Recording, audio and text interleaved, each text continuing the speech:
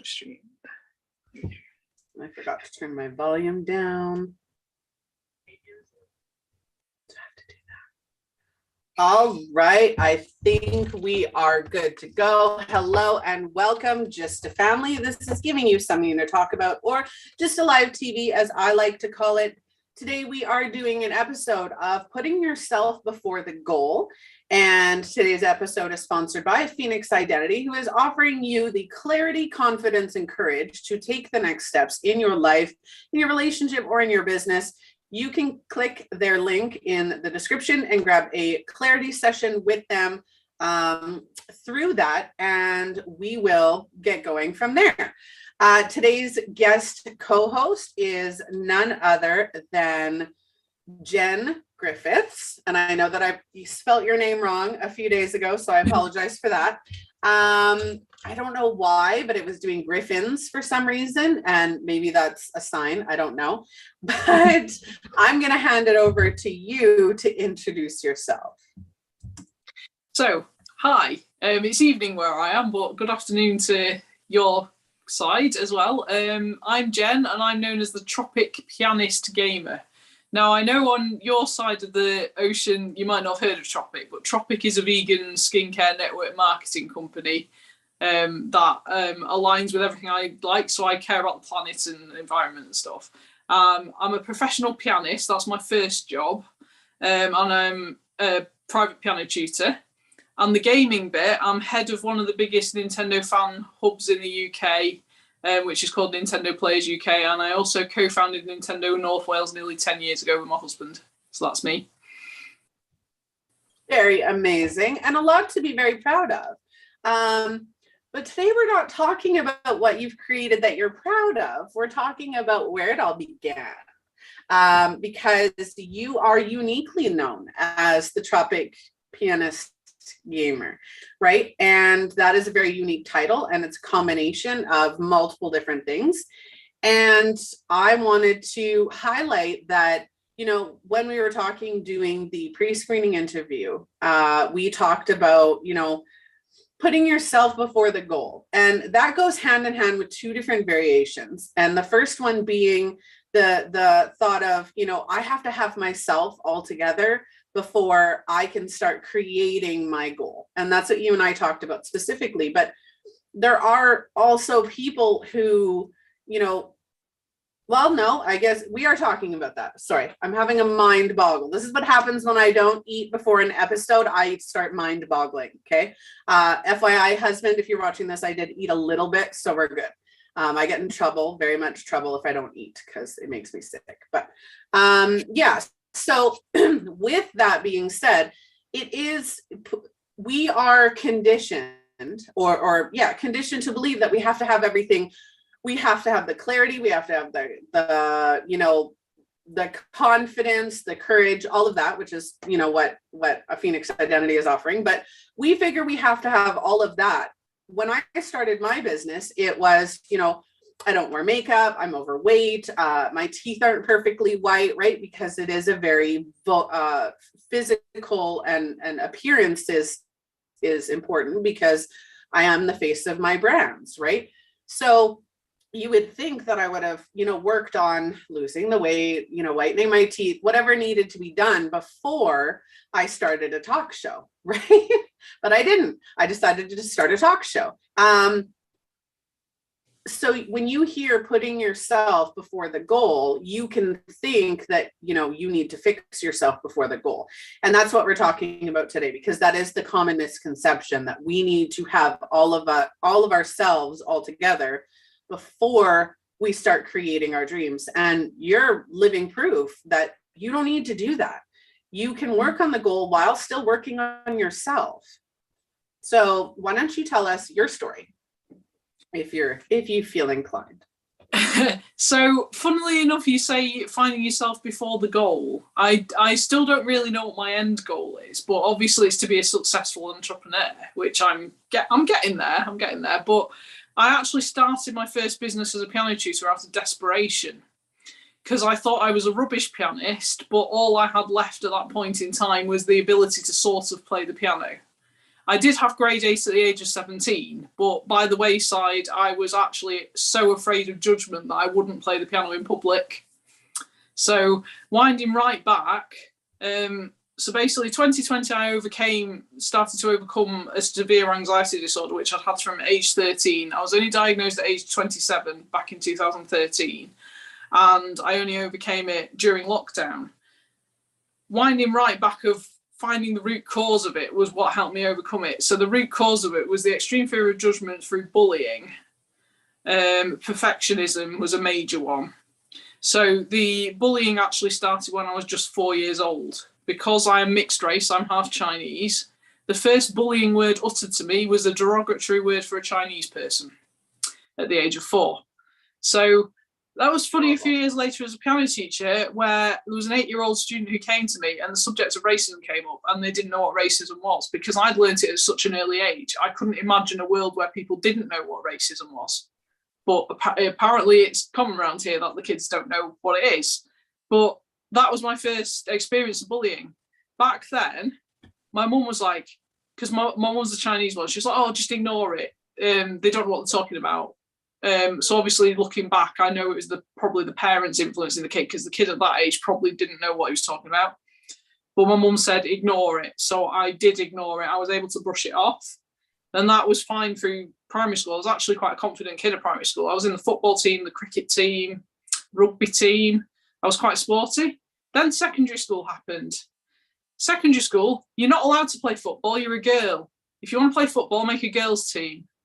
I didn't want to make a girls' team. I was one of the lads then. I wanted to play with the boys. So because they basically banned me from playing football and all the other boys' sports, which included rugby and cricket, I lost complete interest in sports at that point, with the exception of badminton, which I did for PE because it was a choice in, I think, year 9. But yeah, I lost interest in sport and I started to get bullied for how I looked because I was built like a rugby player. I had quite broad shoulders and I wasn't slim. I was never one of the slim girls. And I got bullied for being fat. I got bullied for being geeky because I was good at maths and I liked video games. I was bullied for being a swot because they thought I did all my work when I actually had a photographic memory. So I actually did none of the work and just pictured the textbook in my exams. So that's how I passed my GCSEs. And basically, everything that they called me. I was even bullied for having a boyfriend at the age of 13. It's like, of all the things that you get bullied for, you wouldn't expect to get bullied for having a boyfriend. That was bizarre. But anyway, it happened. But the boyfriend was the reason that I didn't skip school. So I would have wanted to skip school a lot more had I not had a boyfriend to go and see at school. So that's what got me up in the morning when I started suffering with more anxiety. But boyfriends were also a problem because by the age of 16, I found myself in a love triangle. So that's the side bit that you don't expect an anxious person to find themselves in that situation. And that messed me up emotionally as well because I didn't know what I was supposed to think. I was frustrated at society for telling me I could only have one boyfriend because I wanted 2. You know, it was that bizarre at the time. But it also allowed me to make those sort of mistakes as a child so that when the second love triangle happened at the age of 21, I was wiser to it. I knew how to sort my head out so I could make the right choice. Whereas the first one, I wanted both of them at the same time and I couldn't understand why it wasn't possible. But because I was so distracted on boys, my A-levels sort of didn't do as well as they should have done. So in the eyes of my parents, if I didn't get an A star, I'd basically failed. So never mind an A, B or a C, I'd failed if it wasn't an A star. I only got 1 A star for GCSE. But they were happy because I got mainly A's. So it's like, oh, you're just about okay. But A-levels, I didn't get a single A. So as far as my mum was concerned, I'd failed. Yes, I hadn't failed. I'd got into the university I wanted to go to. So I ended up in North Wales in Bangor, which is why I live on Anglesey now in North Wales. So I basically came to Bangor and never left. I only came to Bangor because I didn't get the grades for York, because I wanted to go to York because most of my family are from there. But I was so afraid of change. So the anxiety and the fear of judgment made me also afraid of change. So the school I stayed on at 6th form because I didn't have to go to college.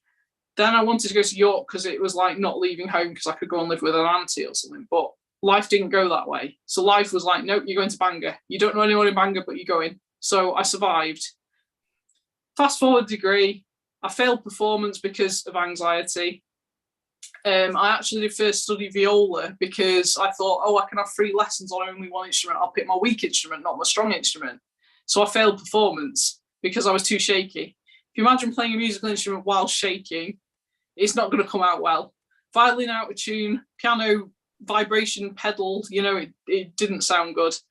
Basically, by the end of my degree, no one really knew I played the piano, and hardly anyone knew I played the viola. So it's like, music student, what does she do? So I did composition, because composition was basically the behind the scenes way of doing music, so I could hide.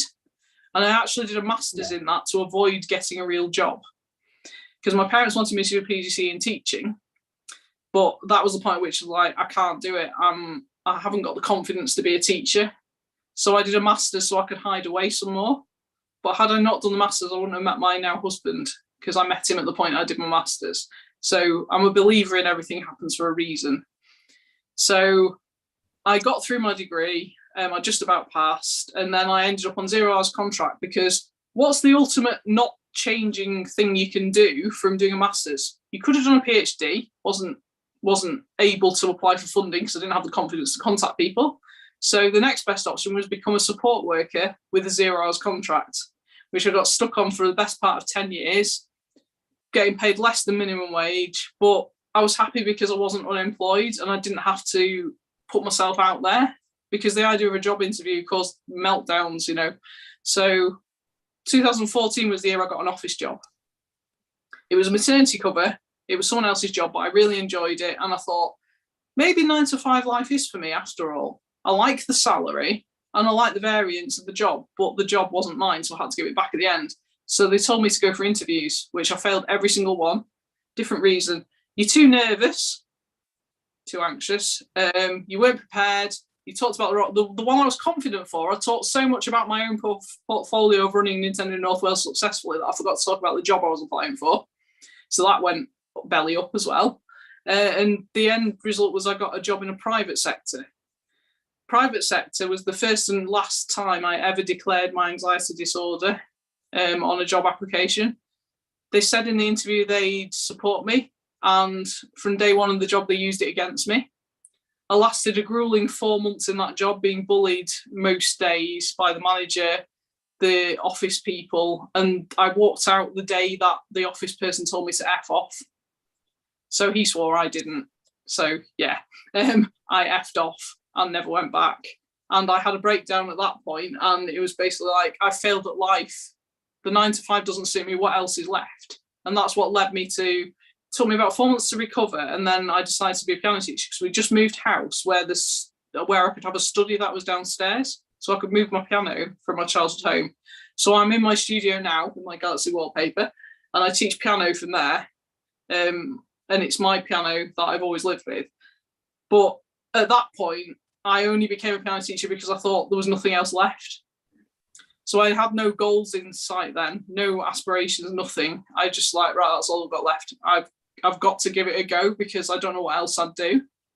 So for the first couple of years as a piano teacher, I didn't know how to talk to people. I didn't know how to network. I didn't know how to promote myself. So I relied on people, word of mouth, like neighbours, friends. Or the father-in-law got me in the local National Trust place to play piano. And I agreed to do that just because it was the idea of playing piano in the background when no one was listening to me. So I got the concept of being able to play a different piano, which I was excited about. But the fact that no one was potentially listening to me made me feel a bit more safe. So I did that from 2016 right up until lockdown. But the tutor bit, I just floated and floated. In 2019, I was actually getting somewhere with people because people were actually recommending me. And it hit lockdown and I lost 2/3 of what I'd worked for since 2016. Overnight, they just went, because believe it or not, in this day and age on Anglesey, not everyone has proper internet, which is a problem when you've got to move online. So lockdown actually locked a lot of people out of my business, and I couldn't do anything about it. So that's why I joined Tropic. So still no goals, still no aspirations, but I needed the focus because I was sinking mentally. I had a hard 2019 where I was struggling with the end of sleep deprivation. So I had a baby in 2017. So he was about 2 at that time, still wasn't sleeping through. And I ended up in hospital in 2019 because I'd basically eaten too much sugar. And rather than get diabetes, my body decided to tell me the gallbladder was playing up and I had to go to hospital to have my gallbladder out. But I'm terrified of hospitals, so I refused to have it out and discharge myself. That was the point at which I had to kick up the bum to change my life, because I was scared of hospitals and I didn't want to end up back in hospital. So I literally hopped on a video game which came out the following month, which was called Ring Fit Adventure for Nintendo Switch. Running the community means I've already got a foresight of what's coming out, so I saw the fitness game. I was going to get it anyway, but I thought it'd just be a novelty. I'm still playing it nearly 3 years later. Through that, I lost 2 stone through doing Ring Fit Adventure, and I had to change my diet to eliminate the sugar and the fat. I can say now I've not eliminated. I can eat pretty much what I want within reason now. I've just got to be sensible and balanced, but I haven't triggered it again yet. So fingers crossed. But the focus was Tropic. So joining Tropic, as a network marketing thing, it's quite commonly known that self-development is a sort of major part of being a network marketer. And I didn't know that until I joined. So about 3 months in, the doors all opened and it's like, this is what is available. Have you looked into finding help? And because everything was in lockdown, everything was just on Facebook. It was like Facebook group here, Facebook group there. Everyone's got a Facebook group. Join them, engage, do all the challenges, sign up for the freebies, do what you can. And by the end of 2020, September, I'd worked out what I wanted and who I wanted to be. So I'd spent it was 2020. So since 2012, when I made my group for gaming, being scared of admitting that I was an adult gamer. So it was September 2020, I became head of Nintendo Players UK. And that was the point at time where I was like, right, I'm no longer scared to admit I'm a gamer. I'm ready. So I became the Tropic Pianist Gamer because I was ready. I'd done the self-development and the mindset shifts to be able to appreciate who I was and who I was meant to be. Because I've always been a gamer, I've always been a pianist. Okay, Tropic was a newer thing, but Tropic gave me that drive to want to do better for myself and create a purpose for myself. So September 2020 was the full pivot point. And then I got my confidence for playing piano from that. So I created a group for Tropic on Facebook, and people were asking, oh, you play the piano, can we hear your piano music? But I wouldn't do it. Someone introduced me to goal setting that October. Set a goal. Right, I'm going live on the piano at the end of November. I did it. I pressed go. I was terrified, but I pressed go. Next goal, live concert, full length live concert on piano. Did that. I'd pressed go again. I incorporated Tropic by saying, buy something Tropic, get a request. It worked really well, and I started getting people noticing what I was doing and like, hey, we like a bit of live music and Tropic. We'll join you. So 2021 started on a fresh slate, and it became eventually Jen's Musical Self-Care Den, which includes live piano music and Tropic goodies and a bit of gaming in there as well sometimes, because I like tabletop games as well as video games. And it's basically embracing the fact today that I am a multi-passionate creative, whereas as the kid who was being bullied, I was constantly told I had too many hobbies, and it wasn't feasible to have that many hobbies. But now, because I can embrace it and appreciate that I am multi-passionate and a creative, I can have as many hobbies as I want, and it doesn't matter because no one's judging me. And that's where I am today. Very good. That's amazing. And for anybody watching or listening, that happens so often. We're raised in a society of perfection, of everybody expects us to be perfect, except, you have cultural perfection, expectations that are cultural. You have expectations that are from being a pianist. You have, right? Because if you're a pianist, you're supposed to be perfect at that. Yeah. Sports, right? You've got sports perfection. You've got music perfection. You've got school studies perfection. Cultural, right? Your family dynamics perfection. You have all of these aspects of your life that are creating the need to be perfect. Sorry. That when you try to do anything for yourself, every ding that if you're not perfect, if you don't get straight A's, if you don't do this, if you don't do that, if you shake while you play the violin, if you, all of that, that's a ding to your personality or to your identity, because you've been conditioned to believe that you need to be perfect, right? Yeah. So that can cause a lot of anxiety. That can cause a lot of, add in the bullying to that, add into, all of that. And then you think when you have a perfection complex, which is basically what it was, is a perfection complex, not that you expected perfection, but it was expected of you, right? You believe that in order to be happy, you have to be perfect. In order to succeed, you have to be perfect. In order to take risk, you have to be perfect. In order to achieve anything, you have to be perfect. And that creates a lot of the panic, the anxiety, the sense of identity going out the window, because your sense of identity is tied into that perfection, right? I'm not okay. I'm not nice. I'm not beautiful. I'm not thin. I'm not pretty. Whatever the thought process is, it goes back to that belief that I need to be perfect, right? Yeah. There are so many men and women in society nowadays, especially close to our age, who have that myth of perfection, right? That my finances need to be perfect before I start my dream business. I have to be a dentist because I can't be a starving artist. I have to be this because I can't be this.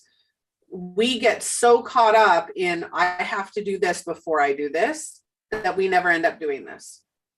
And that's why we're doing this episode today, right? Is putting yourself before the goal. We need to stop doing that, right? We need, and not even, that's the thing. Putting yourself before the goal is a good thing and a negative thing all rolled into one, because you should put yourself before the goal. At every step of the way, you're not putting yourself in front of the goal saying, I'll do that when I work on me. That's not how it's supposed to go, right? Saying, I'll be happy when I reach that goal. That doesn't work, right? Putting yourself first and saying, I love myself now. I'm happy with myself now. And I'm going to be happy now while I still continue trying to work on that goal. Yeah. And that's, I think, where people get lost, is they don't know that it's okay not to have it all figured out while you're working towards that goal. Being multi-passionate, I love that, because I'm multi-passionate.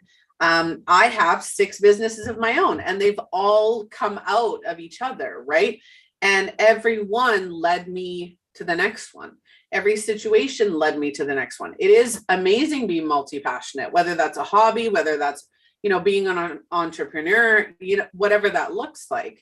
We are instinctively multi-passionate as women, as parents, as men, as women, because we do become parents, we do become partners, there are so many roles and so many things in our life that bring us happiness and joy, that we engage in all of them. I love to read. I love to drive the car. I love to listen to music. There's so many things that I enjoy doing. Why shouldn't I do them all? Exactly. Mm-hmm. Tropic Pianist Gamer, right? Yeah. So quick question. Even though I don't have an end goal, I like to grow constantly. So that's why I'm now a writer on top of Tropic Pianist Gamer. So, yeah. Well, and that's the beautiful part. I hate to say this. I don't hate to say this, but as a wake-up call to everybody, there is no end goal. Our end goal is death, right? Because that's where we're all headed. None of us are, as soon as we get to a goal, as soon as we achieve a goal, another one pops up, right? Yeah. And another one, and another one, and another one, and another one. That's why I tell people that saying, I'm going to be happy when. So if I was to say, okay, I'm going to be happy when I lose 60 pounds, right? I'm going to be happy when that happens. But then I lose 60 pounds and I'm like, but now I have to buy an entire new wardrobe and I don't like shopping. I do like shopping, but if I didn't like shopping, then I'm going to be upset because now I have to go and buy a whole new wardrobe, right? There's always going to be something else that comes up.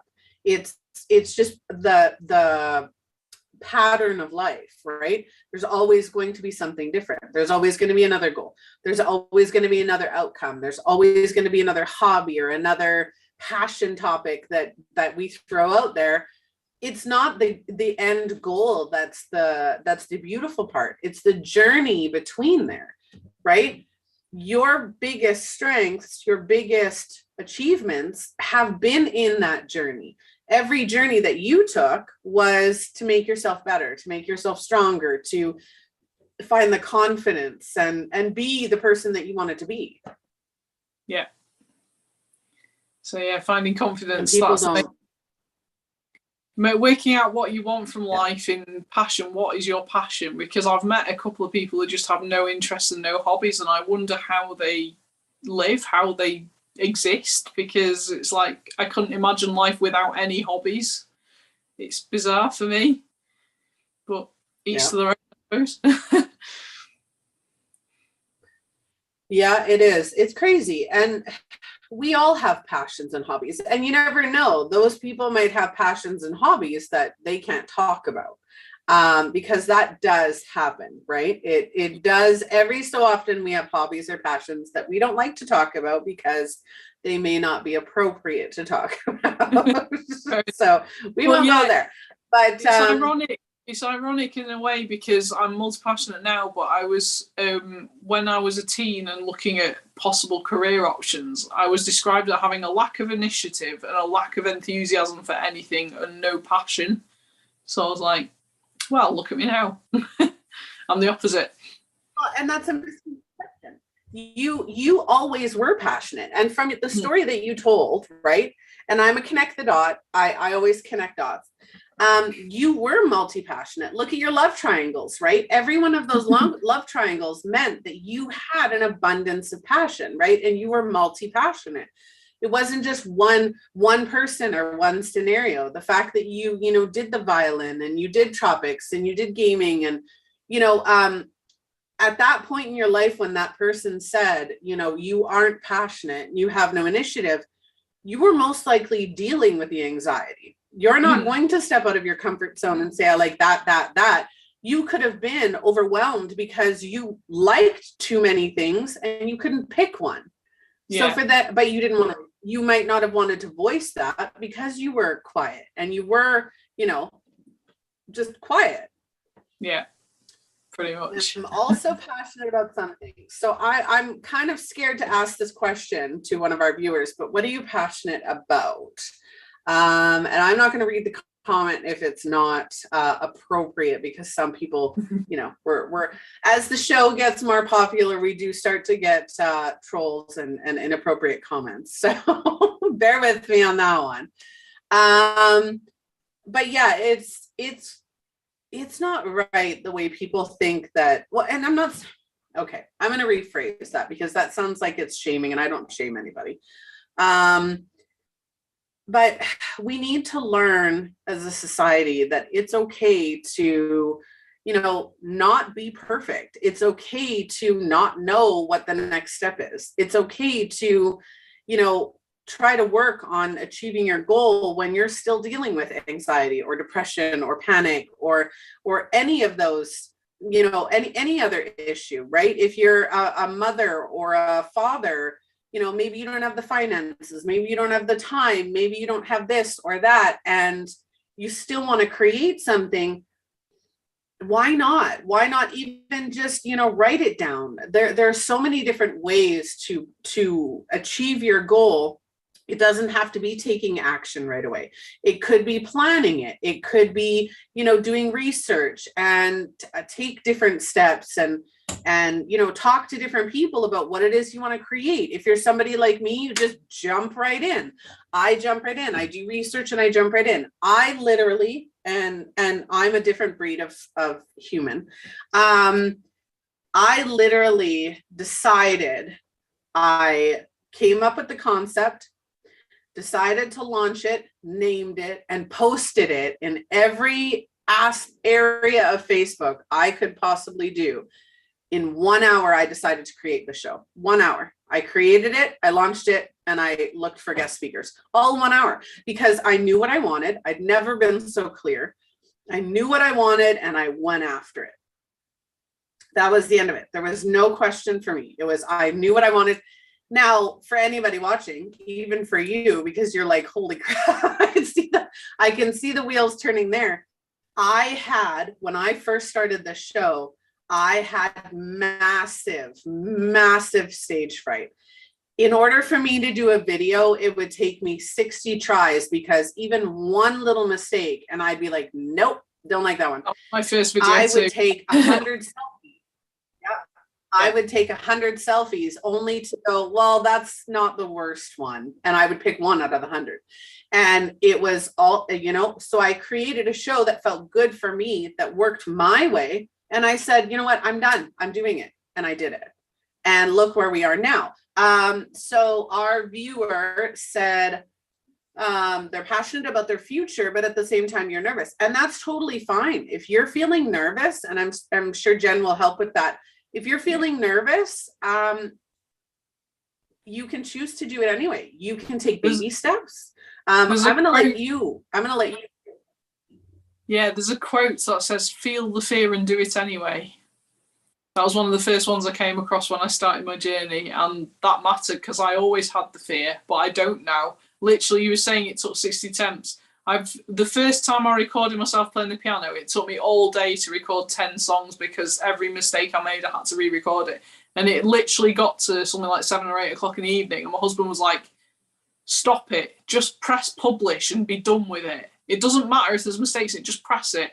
And I was so stressed, I just given up at that point. I was like, yeah, whatever, I'll just do it. And I got amazing feedback from that, and that encouraged me to do more.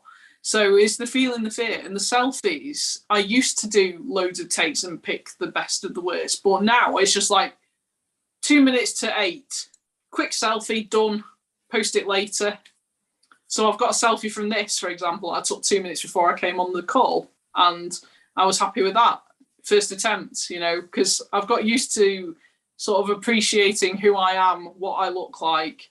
I actually, yes, I brushed my hair. Yes, I put some lipstick on. Yes, I'm wearing a dress. I'm usually in a hoodie with my hair up, no lipstick, but I'll go live in my hoodie. It doesn't bother me. It depends what I'm doing that day. If I've got time to put a dress on, I will. But sometimes I don't.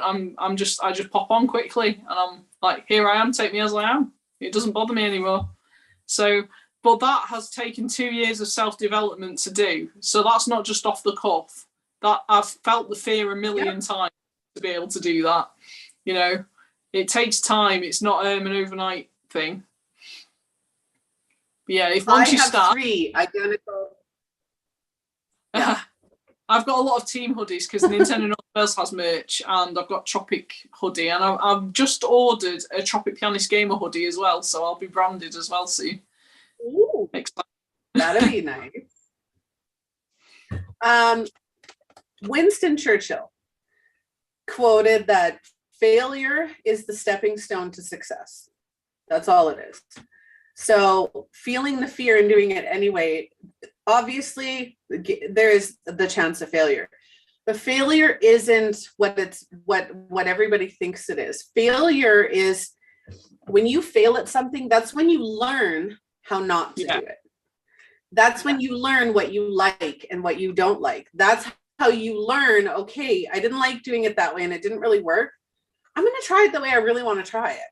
And you're going to find the way to do it, right?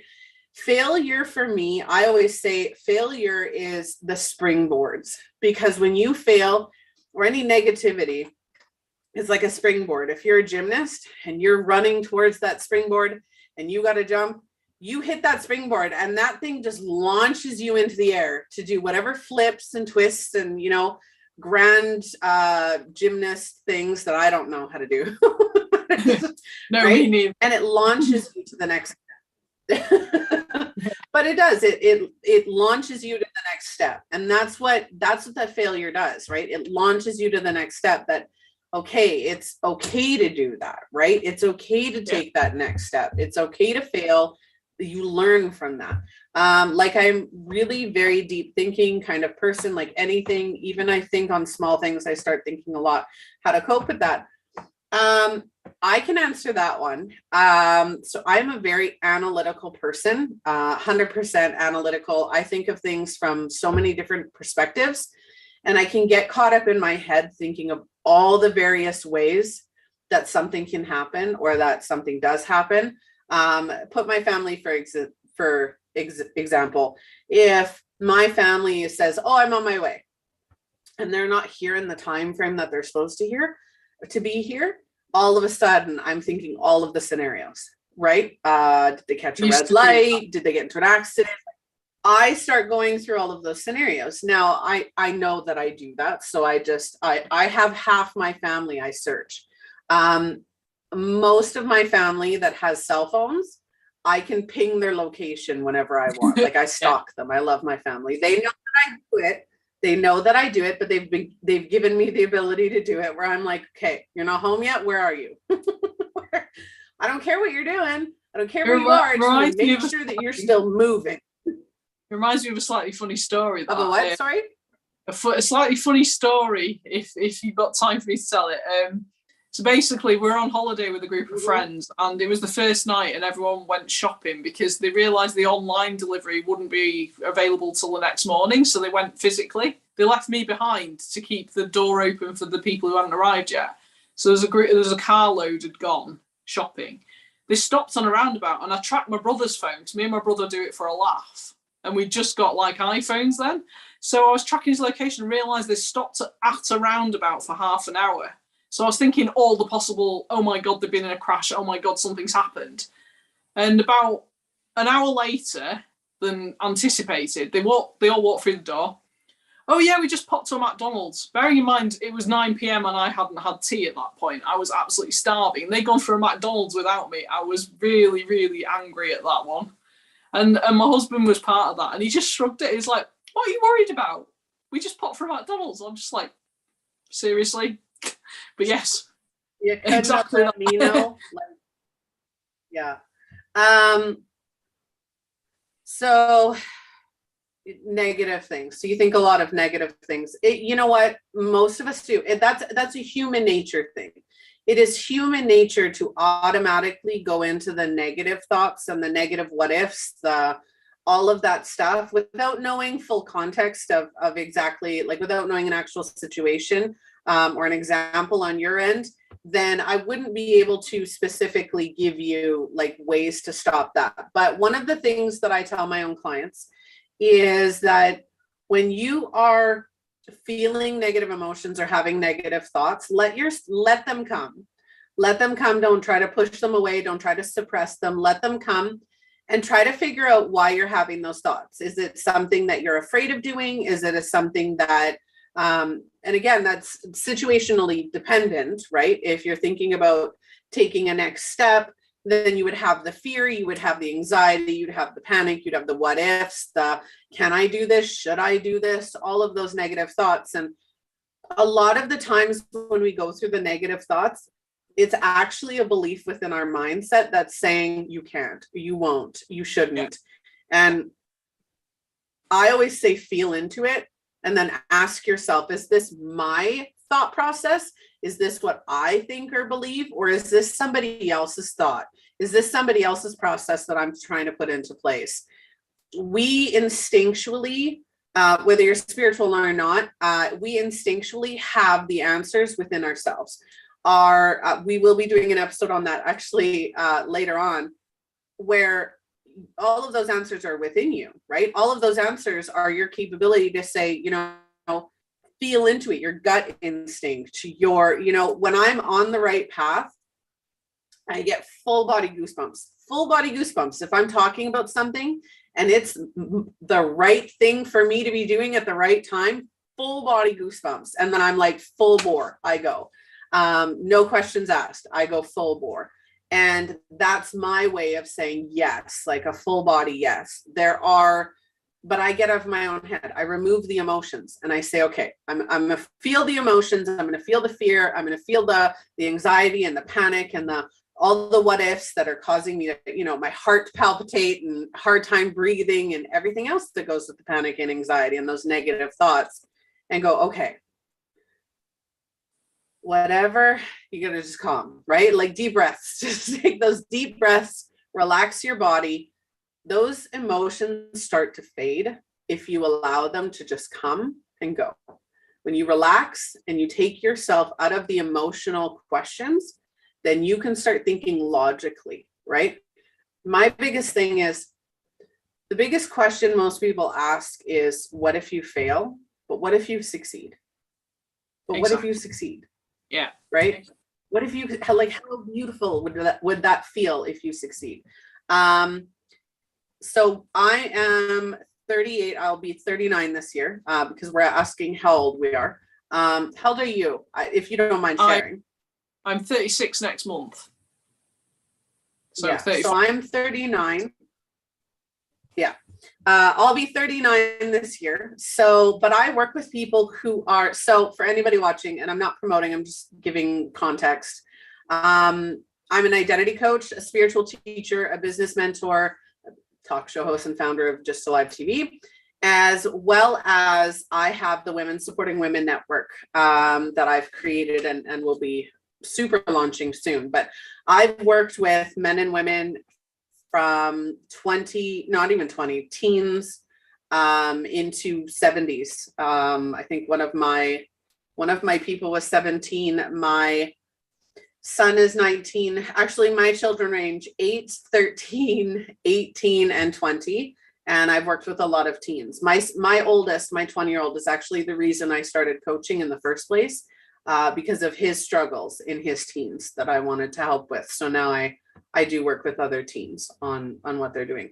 But you know what? At 16, because our viewer is 16, at 16, you got a lot of stress. There's so much stress. 16 was my love triangle. Yeah.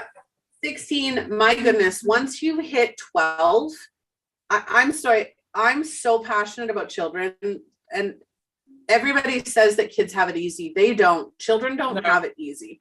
You are constantly trying to figure out who you are, what your path is, where your purpose is, where you fit in to your family, to your friends, to everything, right? And you're trying to build this your whole identity from the time you're born until you're like 18, 20. And even then, most people don't know who they are, which is why I do what I do. But it's okay. Just give yourself some grace, give yourself some calm time to, it is okay if you don't have it figured out. It is okay that you don't know or you don't understand. It is okay to ask for help. Yeah. See, they're saying they had this problem since they were 11. Absolutely. Yeah. You have friendship changes. You have school changes. You know, when you go from, and I'm in Canada, so when you go from elementary to junior high and high school, everything changes, right? You've got hormonal changes, you've got friendship changes, you've got love changes, physical changes, all of these things going on. And it's like, where do I fit in, right? Where do I fit in? Because as a society, we tell people that they have to fit in. You don't have to fit into nothing. You literally do not have to fit into anybody else's bubble. You can be who you want to be, you can express who you want to be, and you should be safe enough to express who you truly are at every stage of your life. So check out some of our other episodes. We've done some on teens. And yeah, if you want to reach out, absolutely feel free to reach out to Jen and I, because we definitely the age thing. I remember helping some 11-year-olds as part of my degree, like as an extracurricular thing, helping them decide what they wanted to do at university. And I was just like, how is an 11-year-old supposed to know what they want to do at university? I was at university, I didn't know what I wanted to do as an adult. It literally took me until I was 34 to decide what I wanted to do as a grown-up. So it's never too late either, because I've been on my self-development journey, and by the age of 35, I'd say I know who I am and who I want to be. But there's people well into the 60s who don't work it out until the 60s, who finally know who they want to be.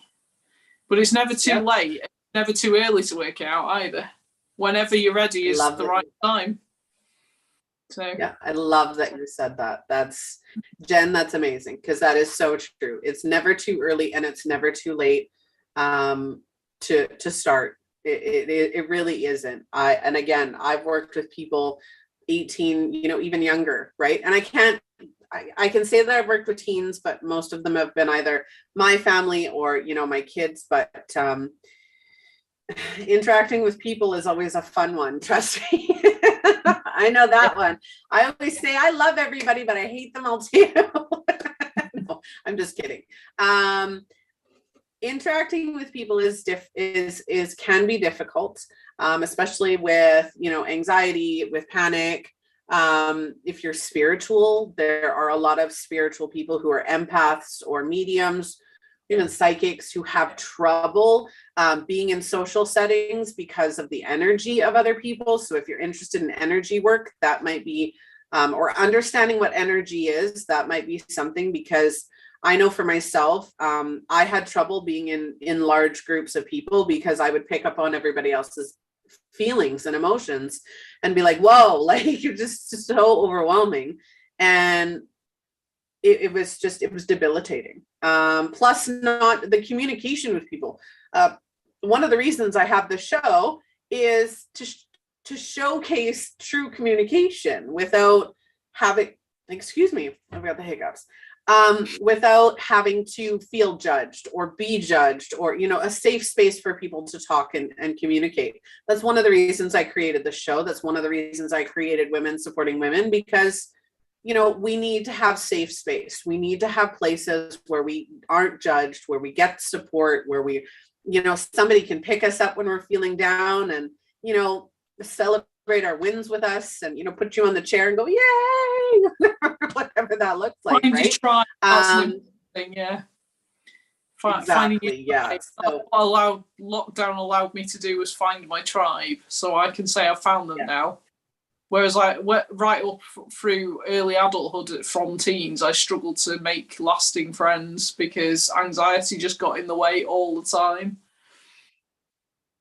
Yeah. It's nice to have a tribe.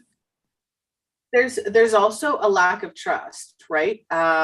With society today, if you're not perfect, if you're not one little mistake, one lack of communication, and it's like this horribly debilitating trust issue where it's like, can I tell you what my problem is? Because I don't know if I can trust you. And trust is a huge one these days. There's a lot of people who feel that lack. Mm-hmm. So yeah, there's a difference now because I've learned the resilience. I'm not afraid to say if that happens, I'm not afraid to reach out to the person and say, can you tell me what I've done to upset you, and I want to make it right? Because I've done that a couple of times in the last year and they've come back to me and said, yes, actually you've done this. So I've acknowledged that with them and apologised for it, and we've made up. So it's a vast improvement on what I wasn't able to do originally, but I know not everyone can do that well. Yeah, so I don't like it because my nature, okay, so this person said, and I'm sorry, I don't know what you identify as from your name. So no, what is in my case is like, I'm good at studying, but I don't like to interact with people. I don't like it because my nature is to evolve and with any person, but at the same time, I start thinking, how can someone be smarter than me? I think that comes down to, again, the level of perfection, right? And feeling like you have to be perfect or you have to be better. And that's not a conceit thing. That's, you know, we're conditioned to think that way. I don't think there is anybody who is smarter or not as smart as I am, right? We're all smart in different ways. We all have different skills and different abilities. And I think that if as a society, if we utilized and embraced other people's skill sets and what they're good at, then that opens a line of communication. Like employers, we're going to be doing an episode on that too in the future, where employers can focus on an employee's certain skill set and have that, right, what they're comfortable doing, and make sure that employees are comfortable doing what they're doing and not be, you know, put into a position that drains them or anything along those lines. But yeah. All right. Well, is there anything else you'd like to share about, you know, putting yourself before the goal and exactly what we were talking about and creating the ability to take the leap without feeling like you need to be perfect? Yeah, so the writer part, I've actually got a book that's out in less than 3 days on Sunday. which is Tales of an Anxiety Warrior. And I've always wanted to be a writer. But at school, I was so convinced I was a rubbish writer because I couldn't make it into top set for English. My boyfriend at the time was in top set, and I was always jealous of him. But in fact, it turned out that he was jealous of me because I got to study The Simpsons in year 11, and he loved The Simpsons. But yeah, it is what it is. But yeah, I left school thinking I was rubbish at writing. But I first told a bit of my story of living with anxiety in August 2020 because someone was looking for guest blog posters, and I just stepped into that gap. But I wouldn't put my first name because I was still afraid that people thought I was rubbish and no one wanted to hear my story. But I actually shared it on World Mental Health Day, which was October 2020. And I had some responses from male friends, which I wasn't expecting, to say, oh, thank you for sharing your story. It's so inspiring. You've sort of persuaded me to share my story. So they went to their feeds and shared their story. So I was like, people actually want to listen to me. But I had no idea that I could actually publish my own book. So 2021, I got asked to be part of a collaboration. So I'm actually already a best-selling author through a book called Seen, where 15 women are telling their stories of overcoming adversity. I'm chapter 1 with the chapter When I Was Scared of People, which was the overview of having anxiety disorder and being the pianist that was scared of people. But when I shared that, people were like, so where's the rest of your story? I was like, I need to write the rest of my story. So that's what this book is coming up. It's the rest of my story. It starts, right? Disorder. Yeah. So, yeah, that's usually how it starts when when you just get that one little piece and then it's like, oh, we want more. Absolutely. And congratulations on that. That's definitely big, a big thing to be able to write your story. All right. Well, that is today's episode. So if anybody wants to reach out to Jen or myself, you can do so. Links in the description. Again, take a look and, understand that you don't need to be perfect. You don't need to have yourself all put together to take the next steps. You need to be, you need to just focus on yourself and say, I'm good enough where I'm at. I'm good enough now. I'm good enough. I'll be good enough then. I was good enough before, and just, start building some self-love. And as you do that, you will go forward. Yeah. As for how to not get distracted, connect with me and I'll help you with that. For anybody interested, again, if you want to connect with myself or Jen, our links are in the description. Today's episode has been sponsored by A Phoenix Identity, who is offering you a clarity session to get a little bit of clarity on where you're at and understand, if you want to be, we do have our life crisis package that they're offering, which is also available, a 3-month one-on-one coaching package. Please follow and share this show on whatever social media platforms you're on. You can find all of our episodes, all the information on our co-hosts and guests at www.gistalivetv.com. If you'd like to reach out to us to be a guest, to connect with our co-hosts or anything along those lines, please reach out. And yeah, Jen, thank you so much for joining me today. Thanks for having me. It's been enjoyable. Absolutely. All right. Well, that is the end of our episode. I hope you all have a wonderful day. And again, I will see you all on the next episode.